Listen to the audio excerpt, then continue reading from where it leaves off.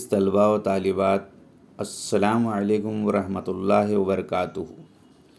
ہوا کے عوامل سے تیار ہونے والی چند زمینی اشکال کی تصاویر دی گئی ہیں۔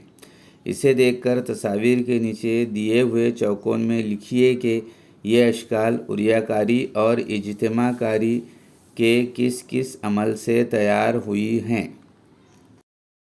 یہ زمینی شکل ہوا کی عریہ کاری سے تیار ہوتی ہے۔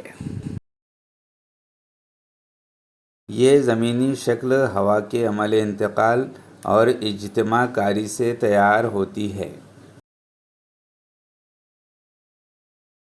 یہ زمینی شکل ہوا کے عمل انتقال اور اجتماع کاری سے تیار ہوتی ہے۔ یہ زمینی شکل ہوا کے عمل انتقال اور اجتماع کاری سے تیار ہوتی ہے۔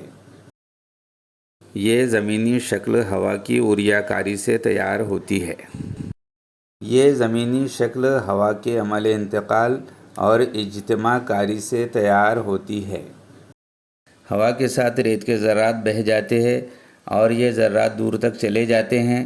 جہاں ہوا کی رفتار کم ہوتی ہے وہاں یہ ذرات جمع ہو جاتے ہیں اور اس طرح ہوا عمل انتقال، عریہ کاری، بہاؤ اور اجتماع کاری کے عوامل انجام دیتی ہے۔ شکریہ۔